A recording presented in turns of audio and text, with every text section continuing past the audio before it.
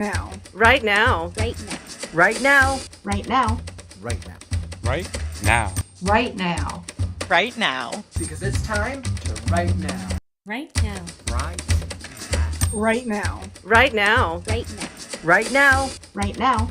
Right now. Right now. Right now. Right now. Because it's time to right now. Welcome, my friends, to another weekly writers group. As you can see, I'm joined by my fellow writers here, and we are so excited to maybe get some writing in today, maybe do a little bit of procrastinating. We'll see how the vibe goes. But for all of you who are new to the stream, welcome. This is our weekly writers group, meeting 62, I believe, where we meet same time, same place. This week virtually, and we talk about all the things that come to our mind as writers and also get some writing in. So welcome to the community. Today, you know me, working on the same thing I work on every day, The Last Scarecrow. I am working almost at the midpoint, almost about to finish up the midpoint chapter, working on a crazy backstory, crazy flashback scene. I think that's what's on my mind, flashback and pacing. So maybe I'll pose that in just a bit, but that's me. That's what I'm working on. What are you working on? Would love to hear. Drop a comment and I'll let the others intro themselves. Kick it over to you, Soul. Everyone knows me as Chat Soul. Tonight I am not working on a fanfiction for once. I'm making myself work on Raging Inferno. Technically I've got like most of the first 3 chapters done, but I need to do more. I really do. Says the one who did, what was that, over 100,000 words in August? I did 180,000, so. The one who did almost 200,000 words in August. Oh my god. Like 63 of that was just in the first week. Overachiever. Channel your word velocity. I am an underachiever. All right, Chris, I'll kick it over to you, man. I'm Chris. I today will be writing. I started a story called Shadows of Olympus.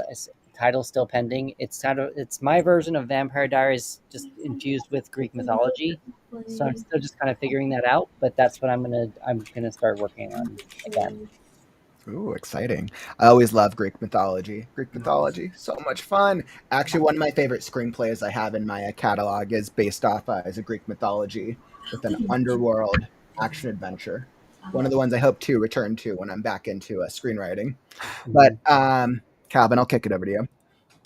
Hey guys, it's Calvin. I'm in the final stretch of the second Storm book, so I really need to get working on that and finish that up, hopefully before the end of the month.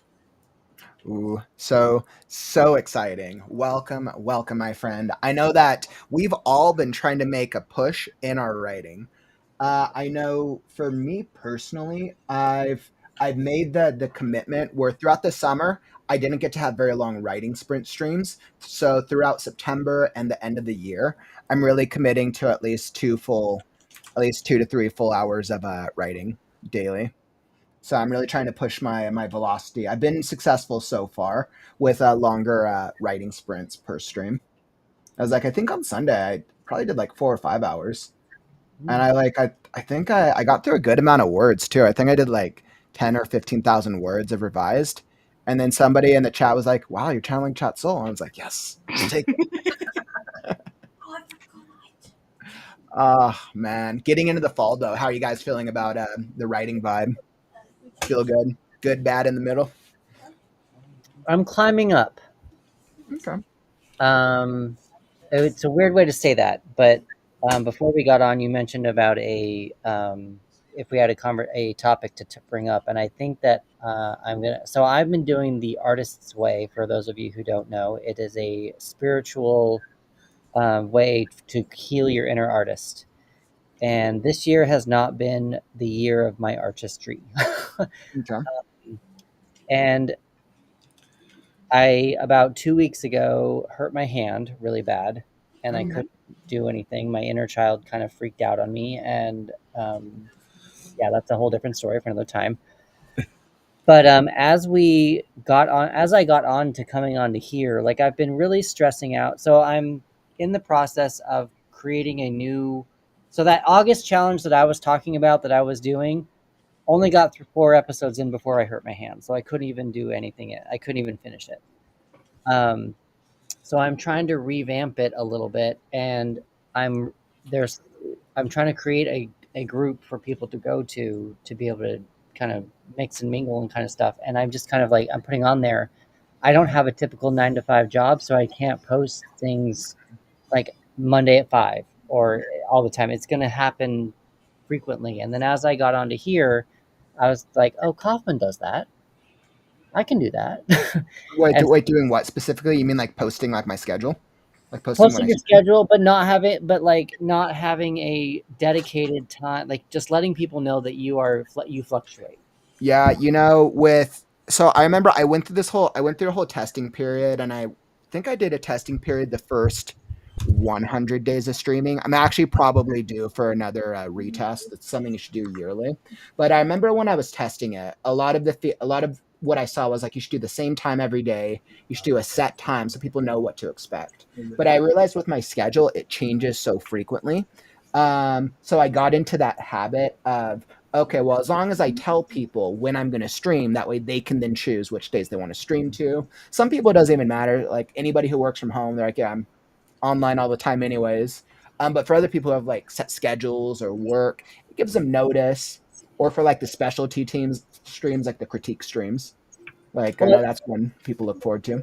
all of this to say that I'm starting week 11, and I'm just kind of realizing I think I'm just scared, and I'm trying to get over that fear, and like just I just think that that's where I'm at. You asked, I don't even know. The question was like, where are you at with the writing or whatever? And so I'm just kind of like, I'm now starting to recognize that a little bit more, and a little bit more emphasis on I'm allowed to do this. And so when you were asking about the topic to bring up, I just kind of wanted to say, you're allowed to do it. You're allowed to write. You're allowed to be creative. You're allowed to do this amongst the world that we're in, amongst, any struggles that you're going through. You are allowed to be an artist. So I'm trying to say that not only to you, but also to myself, to let myself know that I'm allowed to do this. So, And I mean, I absolutely love that, Chris. I think that does kind of go into the author branding, social media side of it, right? Because we have to be able to be creative online in some type of area, whether we're building up our own author brand or whether we're trying to sell books or do stuff out there to get our writing out there. And I think the journey is a little different for everyone depending on what they do. I mean, each of us have different strategies, and I don't think there's any wrong or right strategy since we have different goals. No, there is one wrong strategy. Just sitting at home doing nothing is completely wrong strategy because then you're not getting anything done. But Calvin, what if you're sitting at home and your characters are just talking to you 24/7? Then I suggest you go get a deli, one of the things from the deli where you tell them to take a number.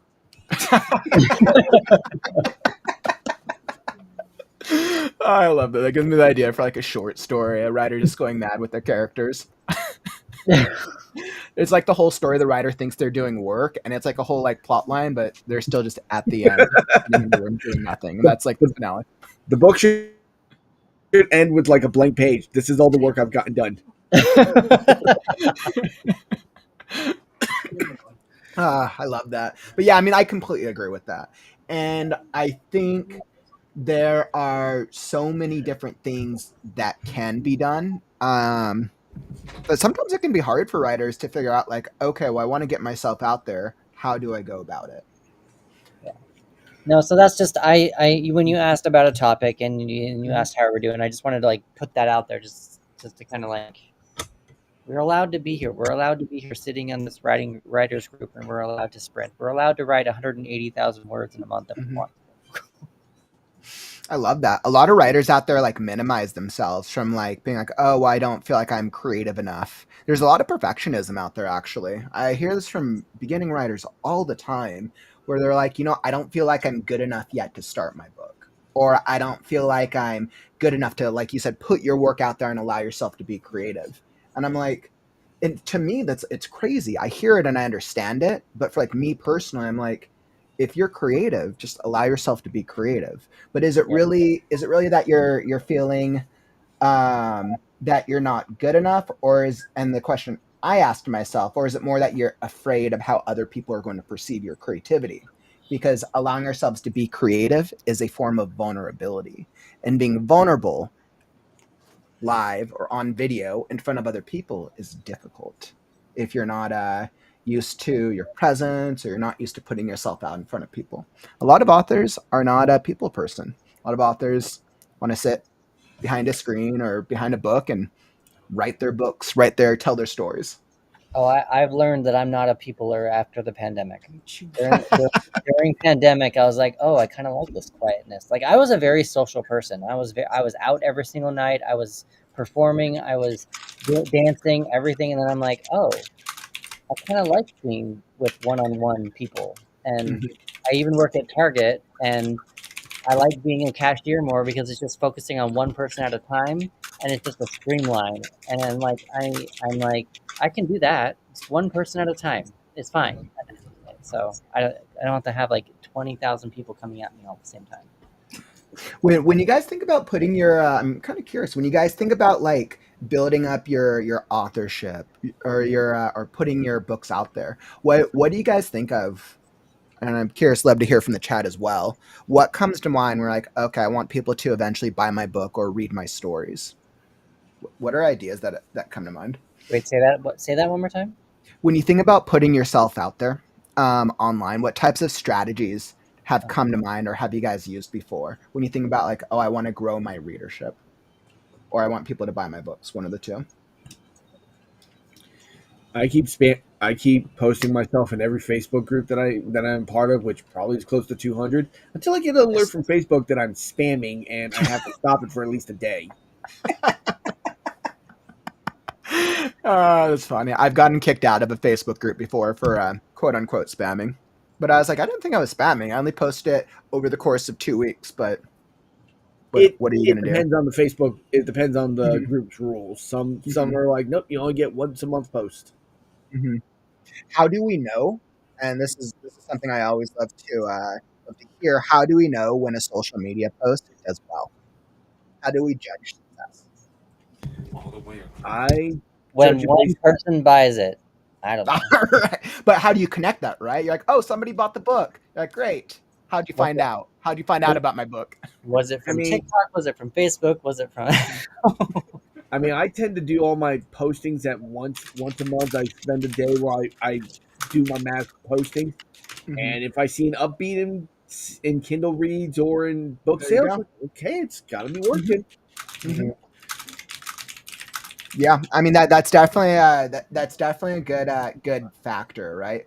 Because clearly, if you see an upbeat and you did some type of action, that was probably a factor in the rise. So, and clearly, that tells you do more of that and try to figure out what about that was successful. I don't really know what a strategy I would be using. Currently, right now, I think I'm just trying to build a personal brand, a personal Mhm. repertoire with people, with my audience a little bit, and I'm trying to figure that out. And along with all the healing that I've been doing, and just trying to be confident in myself, Mhm. um, because part of it is like we're reaching a time in interest media, not social media. It's interest media now, Mhm. where we can't do buy my thing because I wrote it. Now it has to be buy my thing because I have autism and I connect with you, and this is my personal Mhm. life, and this is why I wrote it. It's more of a who's the human behind the product. Mhm. So That's I, not necessarily a bad strategy. It's just I think a lot of people overuse that. Mm. Yeah, I think there's a word for that. I forgot what it is. Where people aren't being vulnerable because they're coming from a place of truth. They're being vulnerable as a form of a being showy, or being like a showman, or and that's fair, but for that. I just kind of think, and that's why you have to find the authenticity behind it, Mhm. not or within it, not necessarily behind it, but within it, because Mhm. people are now being able to read through your authenticity if you're fake or not. They are. That's one of the reasons that I believe in the live stream experience, because like video, you can edit videos, Hmm. and videos still continue to do the best on YouTube. But live streaming, I think, will continue to become more and more predominant, because it's kind of hard to BS if you're live, and Yes. especially with the world of AI and AI's continued growth, people would rather connect with a live person, authentic, as we're talking about. So yeah, that's what I'm trying to build on myself, but also I've been dealing with a lot of like past traumas that have told me I'm not allowed to be authentic. Hmm. So that's what part of what I was talking about at the beginning as well, is like I'm allowed to do this. Like I think there's just a lot of stuff that I've been uncovering along this artist way journey for myself, that I'm allowed to be authentic. I'm allowed to say what I think. I'm allowed to Hmm. be creative. I'm allowed to be Chris. Hmm. And that's just kind of something that I'm personally doing myself, just kind of giving myself my own personal brand a little bit. I'm kind of starting to do that myself. I actually took Eclipse Forge, my editing content creation site, and I made a Tumblr for it. Now that I'm starting to get used to that site, and I've started every day at 6 o'clock, I actually have a post that goes out that gives some kind of writing tip on world building, character design, creature making, map design, just different things like that. And I'm trying to design it more around more what I can do and the advice I can give out rather than like myself. My fanfiction Tumblr is. I'm starting to find that having that people requesting things, it's good to actually listen to that. I mean, you don't always have to follow it, but actually like looking at what people want, having or like listening to them say, "Hey, I really want this specific kind of thing," and catering to that when you know people are asking for it really seems to be what's helping me.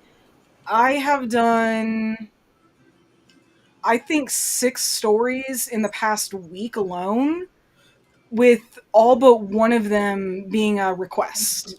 And they have done surprisingly well. Somebody actually wants me to turn one of them into a mini series, That's which I really did cool. not expect. So I think that's a really, really great example of doing an action, having people respond to it, and then repeating and being consistent with that thing.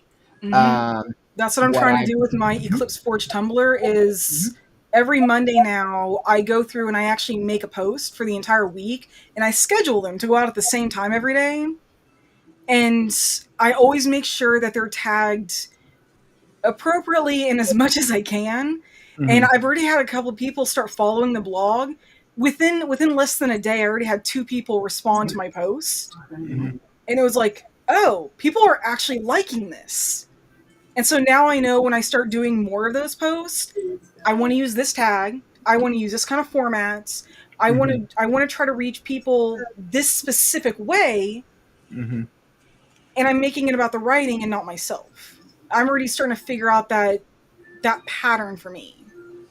That's really cool. That's really cool to be able to see that growth. And you see, I would know nothing about Tumblr. That'd be like right over my head. It's one of those platforms that I just don't have a familiarity with, even though I am on. I think I'm on 7 of the platforms.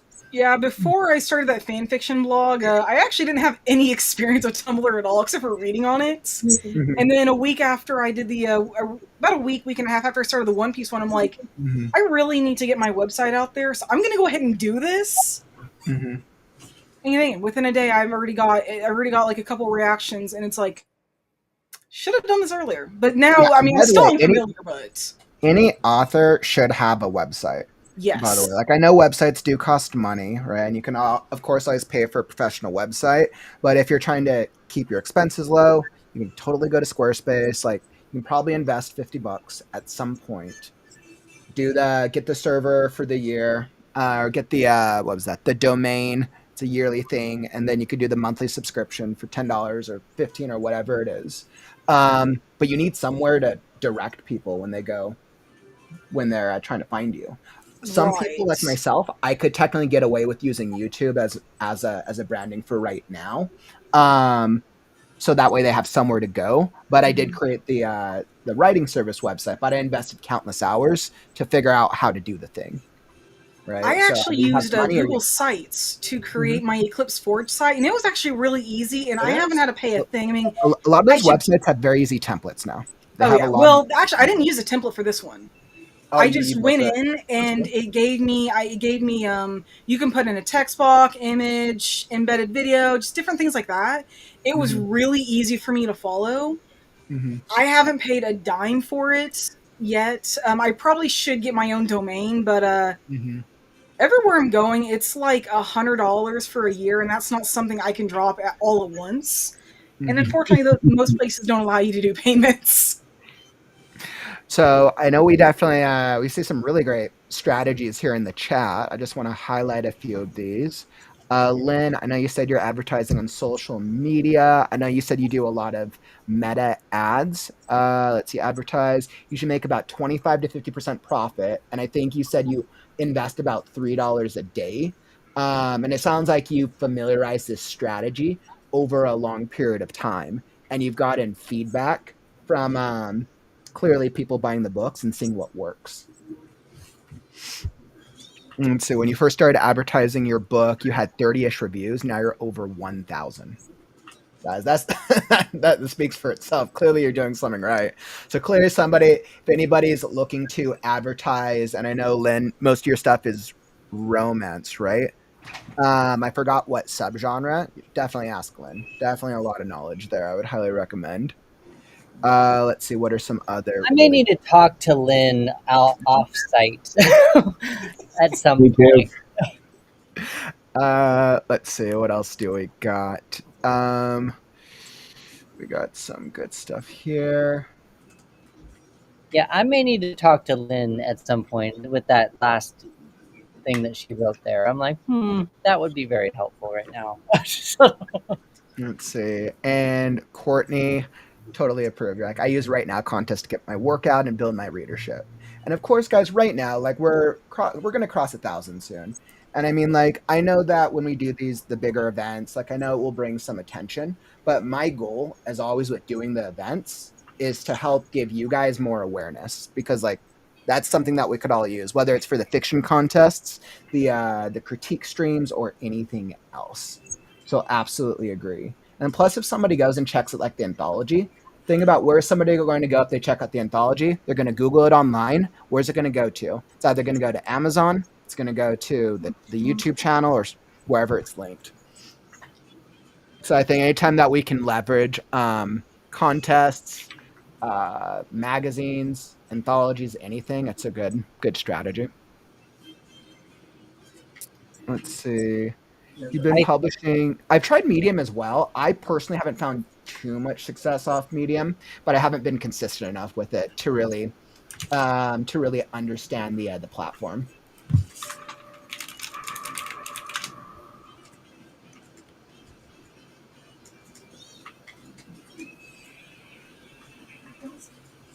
Yeah, I think that my current, I don't know, a strategy that I have that I'm playing with at the current time. Mm-hmm. I've got so many different ideas in my head that I just want to write the pilots for all of them, but I'm going to write them still in prose just so that I can have something to promote. And then once I have them all written, my goal is to probably go to like a manager and say, hey, these are all the short stories that I've written. They're written in short in like a way that you can easily turn them into a script. I'm a tarot reader. Get me into the room somewhere. Kind of like have that be a strategy, not even just to make it with a TV show or whatever, but just something to get myself out there, just to level myself up a little bit, just to show off of it, even to show off readers that I have a plethora of ideas. It's not just the one that I have. So I'm just trying to. I don't know. That's one strategy. I just haven't figured out how to do it yet. I think that's good because I mean I think if readers read something of our work, then their next question is, well, what else? Yeah. Is there to a reader? What else? What other ideas are there? I think that's a good idea. Yeah. So I don't know. It's just a lot of work, and I work a half part-time job. So I don't know that I'm one person. I'm one human. So I'm trying to also acknowledge that at the same time. Let's see. And then I know, Emily, you did a good one. You're like, I put my reader writer brand. I posted the stories on Wattpad to put them on servers of Discord. Wattpad's another strategy. Sites like Wattpad, where, I mean, essentially, if you think about it, you're creating an online blog. So you're going the blog route to get readers to read parts of your stuff for free and then having them connect with your story. Let's see, WTC. Like I'm doing both. I'm promoting my author brand to gain fans, super fans, but I'm also in a business, so making money is also a priority. And WTC, I'm right there with you. And that's always been the question I ask myself, right? I have to balance, right, being authentic and doing everything with the YouTube channel, but then I also have to build a business because it's my main income. So I think trying to find that balance of, okay, this is the social media stuff, and then this, I also have a business to run, is it's always a learning experience.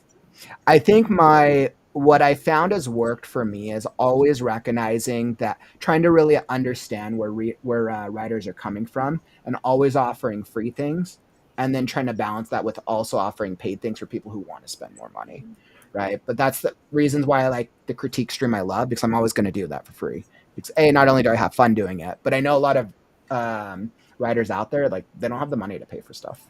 Yeah. Like, and I get that. Like, a lot of times I don't have the money to pay for stuff. Like, I understand that. And a lot of times the struggle is real until a lot of writers are able to start generating more income from the books. Go talk to Lynn. She's doing something right. Oh man, I absolutely love that. So man.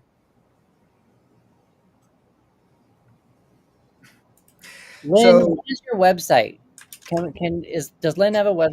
Can Lynn put her website? I know that that's probably like asking a lot for a lot of people to like contact her later. But if you need me, if you want to reach out privately, we can do that too. But what's your website? I just want to look at it and see it. And see what we've done.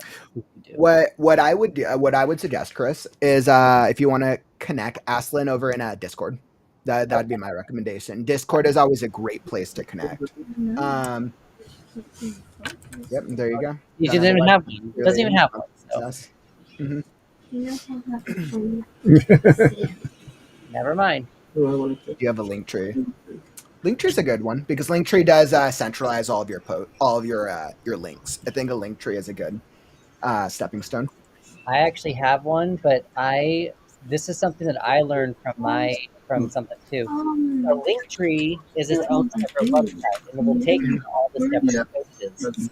I actually made a page on my website that is a link tree. All the links listed, very much so like Linktree, so that my website gets all the pings, not Linktree getting all the pings. Does that make sense? Did I explain that right? Your website getting all the pings, not your link tree getting all the pings. If you sign up with Linktree is a website that will get all the pings, all the statistics, all the data, all that stuff. But if you make a page on your website and make that the Linktree, then your website will get all the pings. Your website will get all the statistics. That makes sense. Does it give you the data when somebody clicks? When somebody clicks on a link and where they come from or where they go to? I think it does. I just need to look at it more. But I mean, either way, it's still my website gets the ding, not the ping, not the ding. The ding's a bad the ding is a bad word. But the ping, my website gets the attention, not Linktree. So that's what I found. And I was like, oh, that's kind of an interesting viewpoint for someone who's just starting out in business. So do with that what you will. But that's what I did. I just made my own like links on my website and just called the /Linktree. No, I think that's definitely a good idea. Trying to think obviously I'm still working on Scarecrow and continuing to work on it, but I asked myself, what will I do once it's ready to publish? And I'm probably going to go the crowdfunding route. I was like, I think I'm going to go that route and give it a shot. Highly fascinated. Huh? For what? For Scarecrow once it's ready. But for what though? To publish it or like as a book? Oh, got it. Okay, I was like, for what? You've already written it. But yeah. I know there's a lot of authors out there that will do the crowdfunding before the stuff is written, but I feel like I want it to be written and done before I do the crowdfunding. Yeah. And then I would probably go like a merchandising. Merchandising and all that in addition to it, but I'm fascinated by the platform and how it works and how people are supporting each other. I'm still kind of going back and forth, but once again, there's so many different ways to go about it. Whenever I get close to Scarecrow, my goal is to go to 20 different bookstores and try to cascade a book launch event within 2 weeks at every single one. Like it's my idea. My thing is go big and be as big as possible. And streaming at the same time so that you Exactly, can right. And you see, because I already do the stream, I'm going to have somebody filming me doing it the entire time because people want people want a live experience like we talked about, B, right? And then B, I want to show everyone like maybe it works, maybe it doesn't work, but hey, at least I tried. Yeah. Mm-hmm. So yeah, and I mean, I feel like it can be a little different for everybody.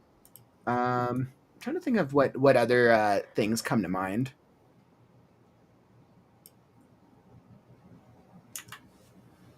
Well, like another, I guess a thing that I was trying to do as well, like again, I'm a short story writer and I come from the TV world, so my brain works very TV oriented. So I like to see a character develop over a number of years and have them put them through different experiences.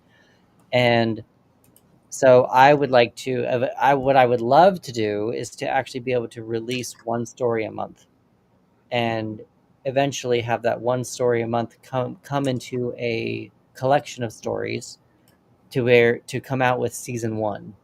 And then so the first 12 stories will be one book, and that's the one book I will print. Mm-hmm. That's the book I will sign and print and stuff. But and that Amazon will print it or whatever. But I don't know if I should then. But then once I get all those done, doing like a crowdfunding thing might even be better. I don't know. I mean, I like that, and I mean, I tell a lot of writers that for those who aren't embarking on these epic 150 plus thousand word novels like I am, that when they're working on shorter stories, to put them all together and make an anthology out of it. Because I think recognizing right what constitutes an author, somebody who has written a book, gone through the revision or editing process, and then hit publish. Regardless to what extent. Yeah. Mm-hmm. So that would be one of my goals, is just to kind of, I would just love to get 12 stories done to be able to release those once a month, sell them all for $1, just $1. And the actual book would be like $6. It's 12 stories. It's 12 separate stories. So $6 I think is fair. Right, exactly. And then generally, like when I think about page length, I think I would generally look at similar books in that category and then see how much people are pricing for it. Well, see, I already know how long it will be, because if each of my stories is cut off at 10,000 words, I know that 12 stories is going to be 120,000 words. So that's how long the season. Oh, there you go. Okay, yeah. So you kind of already have that an idea of that length. And they could be a little shorter, they might be a little longer, but the idea is to keep it as close to 10,000 words as possible. So, and then the only thing is that depending on the length, Amazon might be like, yeah, you can't sell it for $6. They might, and this is something that you always have to take into consideration. I know I've had my limited practice with publishing Freaky Friday anthology, in that you have to figure out all the calculations for pricing, page count, colors, no colors, and length when you're uploading it. Yeah, I'll cross that bridge. They'll do all that. They'll do that. They'll do all that for you. They'll have. But they basically give you the different options. They give you the different options based on which ones you choose. Yeah, they'll be like, your book costs $6.99 to make, so you can't put it up for anything less than this amount. I realized that as well with this thing. When we were doing this, my original goal for Freaky Friday was actually to do all the stories in color, because I want it to be like full color experience. But to do a full book in color, I would have had to charge at least $11 to $13, and nobody's going to pay $11 to $13 for a 70 page book. I'm like, that's ridiculous, and that's not even the goal. The goal is not to make money. The goal is just to put it out there. So it just doesn't make sense. And the idea, if I do happen to be able to get a cover, the idea would be to have a cover made for each individual short story as they're coming out. So the idea would be to actually have a printed like as each episode starts, that Mhm. cover would be kind of a cool thing to have in the middle. But I don't know, maybe that's going to be something I axe out because I Mhm. can't afford it. You know, it's Courtney, you said interesting. You're like, I think you would have more success with that. I think with my strategy being a first published novel than others without a successful YouTube channel. And I mean, I think if there's anything that anybody like learns from my journey of streaming every day, like you don't have to stream every day. That's not what I'm trying to say. Do something that works for your lifestyle, but start now. Whatever Yeah. you're doing, start now. If you're still working on your book, like you're going to take time writing your books. But whatever it is that you do, whether it's social media posting or whether it's live streaming or videos, and like start small. It doesn't have to be a big thing, but it takes time. Then Um, you, I then didn't make a journey about trying to push my book onto people. I wanted to create a community while I was also writing a book. that needs to be a new intro for you. You know, you have right now, right now, right now. Start now, start now, start now, start now. Oh, you know, it's my hope, Chris. And you know, it's funny because I know I have some of you guys in the intro, but it's my hope that I can get like so many right now so that it's like cascading. Like I really want to get that eventually, but I seem to only get the submissions when I'm doing events. So I just have to wait till future events. Just start now, start now, Start now. start Start. Or you could be like Adrian in the blooper reel, trying to figure out how to say right now without saying right now. Well, you know what's funny is we were doing for the book club. We just came up with a random idea of like, all right, let's do sketches for it. And of all the sketches that we did and we put together, Adrian's was just funny. And I didn't think about actually doing a blooper reel until like in the moment, like just make the outro the blooper reel because I never know what to put there. I was like, I feel like there needs to be an outro. Like if I was smart, I would do an outro for Scarecrow and push people to Scarecrow. But that's so far down the line. I'd rather just do something that's community and funny. Yeah, if anybody has bloopers, we'll add it to the outro. Oh man, it corrects. As long as we're entertained, right? As long as we're entertained. The WTC brings up a good point. You said successful crowdfunding campaigns you have seen had almost everything ready. Book ready to publish, art, stretch goals, etc. Probably because you have to be ready for distribution, since crowdfunding tends to last about a month on average. Yeah, that makes sense. crowdfunding is stressful. Depends on what you're trying to fund for, and depends on just how much do you want. Mm-hmm. Crowdfunding is just stressful. Mm-hmm. It is. It's a whole different level of stress. Yeah, but when you see how some people, it's like, hey, I need crowdfunding for this. Here's $1 million. Go do it. And it's like,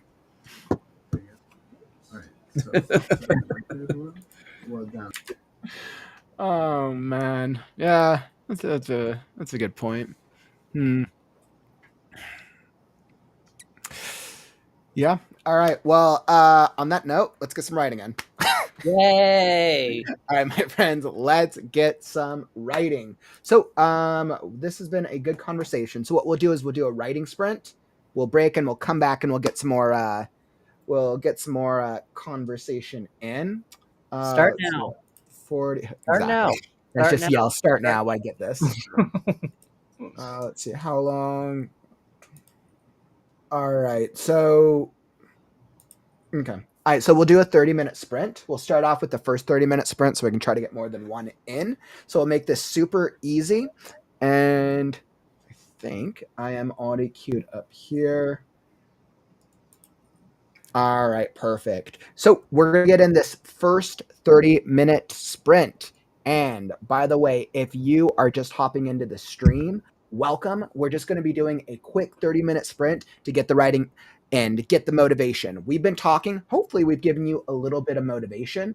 But if you're enjoying these conversations, follow and subscribe. We're here every day with the Right Now community, trying to help you finish your book. So we're going to hop into that first sprint. And when we come back, we will be having another conversation and seeing what comes to mind. All right, my friends. So I'm going to cue up the music. But whether you are writing, editing, revising, brainstorming, or maybe you're just procrastinating, come join us because it's time to start now. To start now. To start now. To start now. To start now.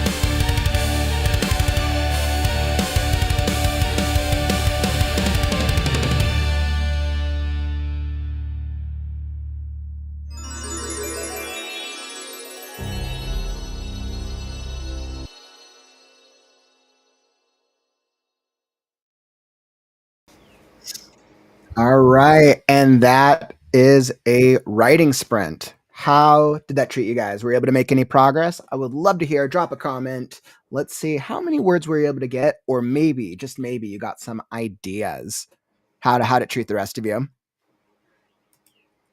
Not too bad. I didn't get a whole lot of writing done this time. It was just more planning Mhm. than anything.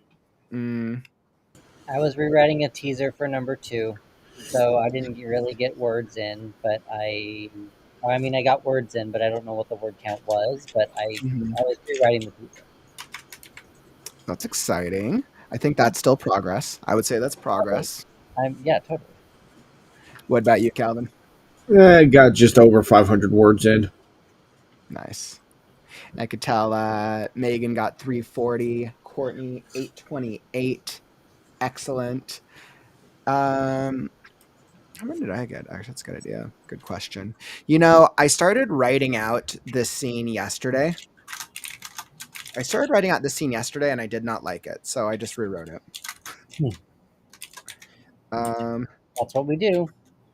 400 words. So I'm asking myself a really interesting question because I'm doing a flashback in the middle of a very dramatic moment. Chop it. I'm Just trying- get rid of it. Just huh? just kidding. Just get rid of it. Just cut it. No flashbacks ever. Nothing. Never. Not allowed. No flashbacks ever at all.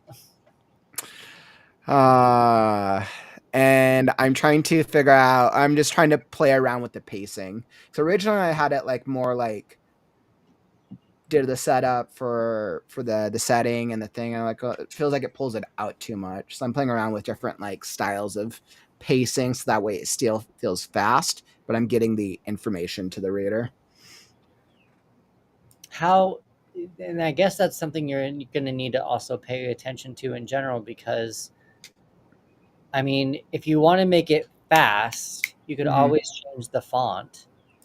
So that way, as they're reading like an actual, like the font, like let's say it's Times New Roman, then if you switch the font to Times New Roman but italicized, then they know automatically it's the flashback, and then you can move the pacing a lot quicker. And usually that's what I would do for like a very like brief, if it's like a brief flashback, like a paragraph, but it's at least a couple pages. But It's what like if you a couple. like, And I you cut back and forth like throughout the whole page, like once you get to the end, like to the end of the scene? I don't know. No, that's not a bad idea. I started trying to use I'm using italics for the words in the dialogue. I'm playing around with using the dialogue in italics to make the dialogue stand out.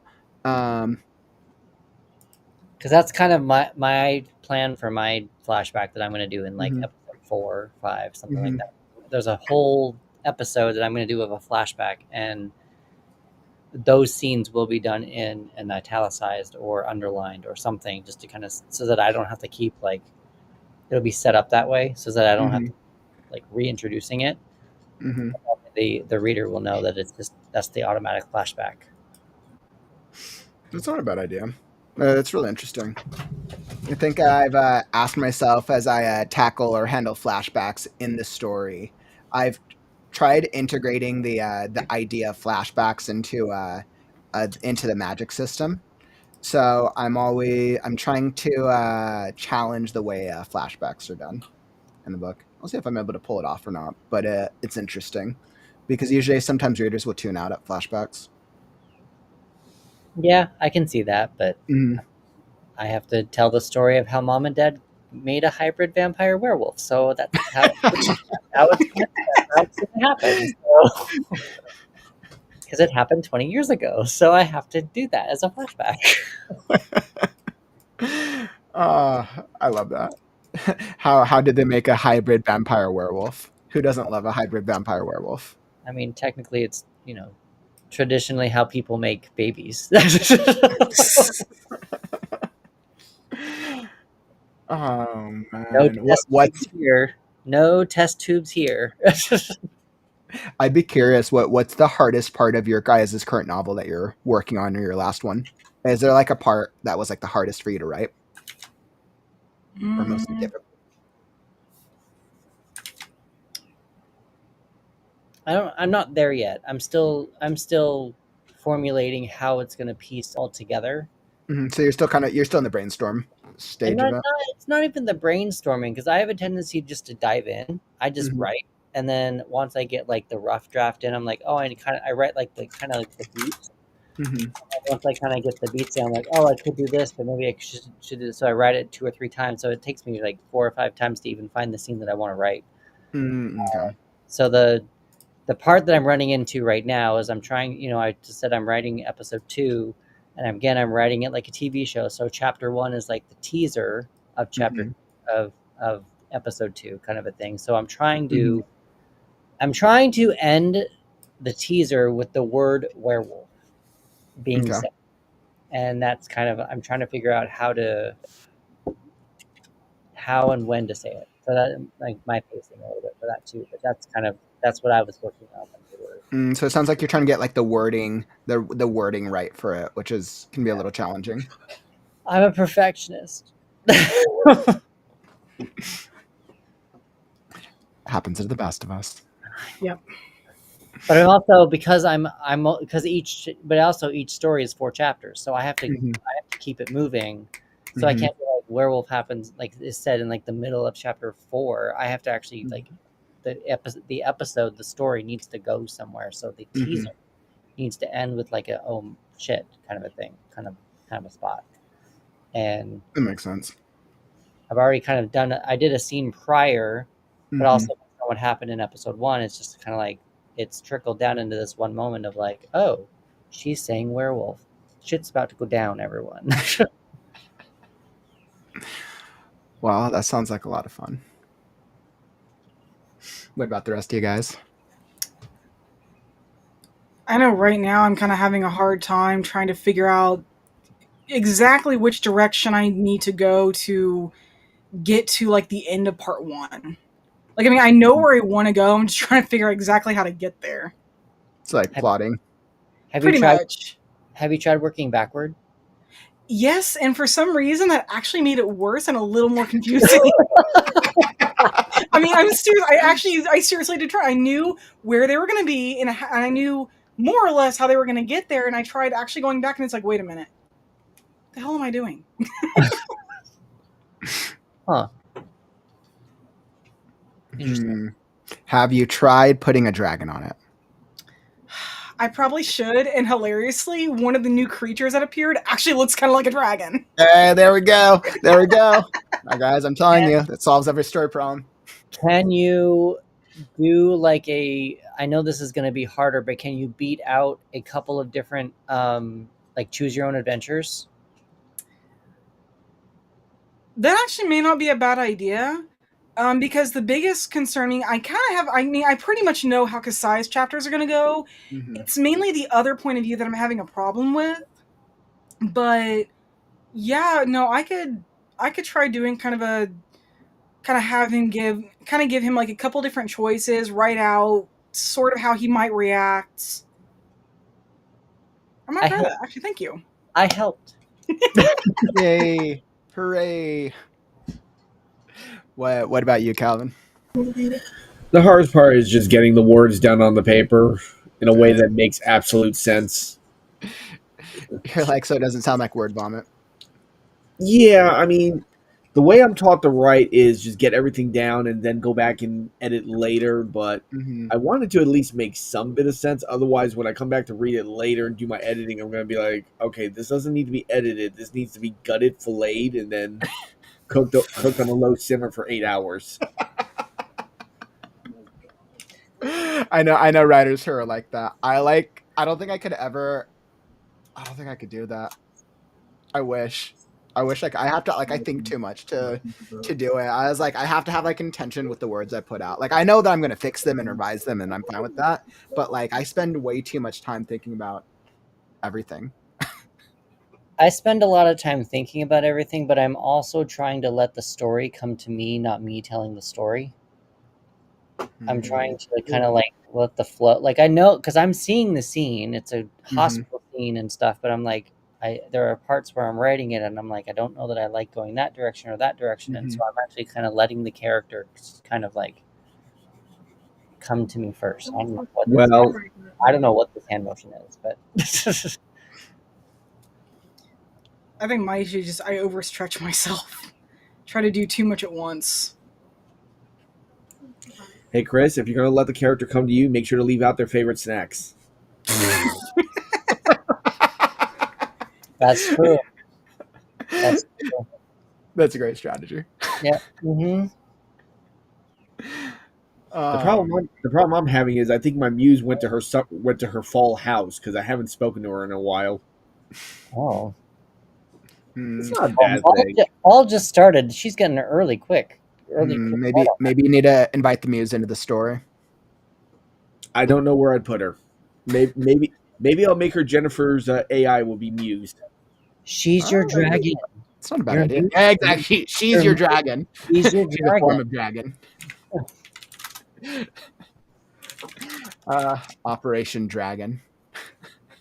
Somehow I'll get a dragon into a science fiction story. I don't know how, but Hey, you know what? You can get dragons in any genre. By the way, any genre can do with a dragon. Just because it's not fantasy and it's not a flying dragon, science fiction, it would probably be some type of technological dragon. I was going to say Mecha Dragon. A mecha dragon, fly. yeah, It could still fly.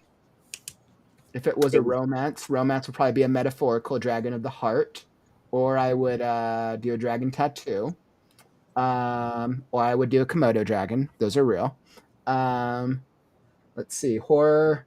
You probably just go ghost dragon. You would do right. You see the possibilities are endless, my friends. Dragons in space. Technically, and then you got technically, with kids' stories, just make a plush dragon, a plush toy dragon. Toy Story already has a T-Rex. That's a dragon, sort of.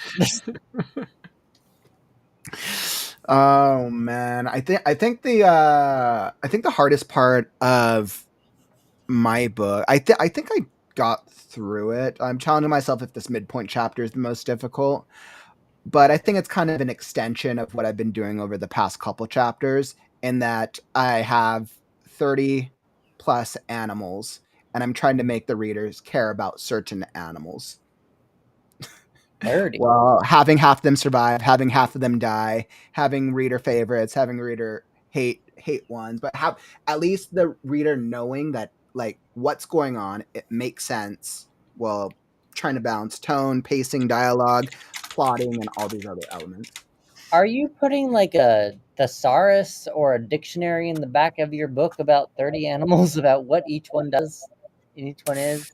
Well, I mean, I try to use the most notable and common animals, right? Like people know what a giraffe is, right? People know tigers, lions, bears.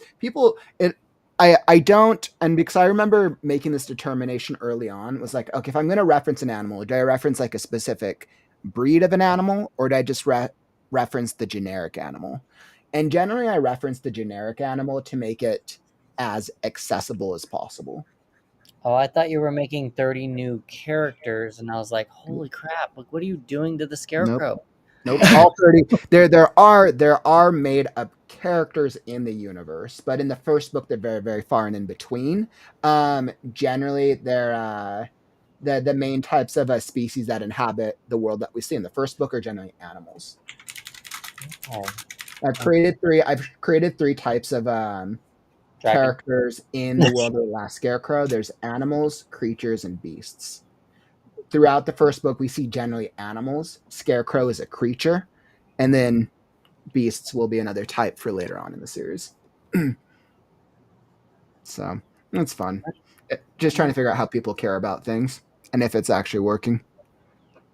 Well, I'm intrigued to know how a scarecrow, because whenever you say scarecrow, I'm like, farmer, corn, chilling. Mm-hmm. And I'm like, and then you're like, oh, wait, now we've got beasts hanging around. I know it's fantasy horror something or other because of all the times we've chatted, but I'm like, dang, what, animals? Like, what's going on in your book? I know, right? Oh, it's so cool. I know, I can go on spiels forever. So on that note, let's hop in another writing sprint. Let's get some more writing done. I think we have enough time. Let's do a 30-minute sprint. We'll do one more. And let's do it because I think we need to push and we need to make some progress. So Before we go, my laptop is heating up. So if I do happen to leave, it's probably because my laptop exploded. But I just wanted to let everyone know that I'm still around, but my laptop is very hot right now. Thanks for the heads up. So we'll know that you're hopefully all right and that your laptop didn't kill you. Yes, yeah, that is what we would like. Awesome. All right, so let's hop back into it. We'll queue up with another 30-minute sprint. I believe in us. We'll get the music going again, and let's try to push for the second writing sprint. So whether you're writing, editing, revising, branding, or something else in between, come join us because it's time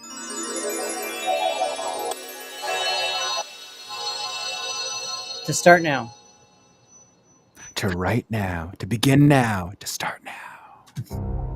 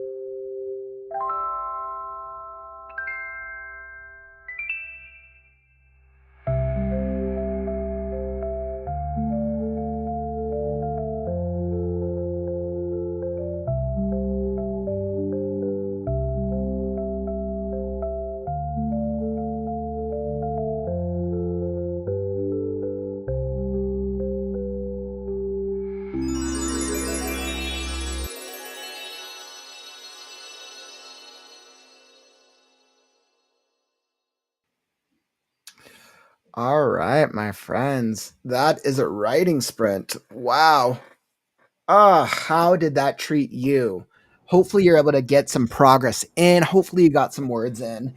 And whether that was words, ideas, revising, editing, or something else altogether. I know I felt super productive that sprint. I was able to finish the flashback. So I was like, I feel like I was able to get through that. Now, how do I feel about the flashback? Better than the original, better than what I had before. And I have to let it breathe for a second. So I'll return to it tomorrow.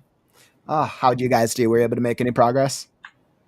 My computer's still alive, so I work. Nice. Still alive. Love it. Still alive. Still chugging away.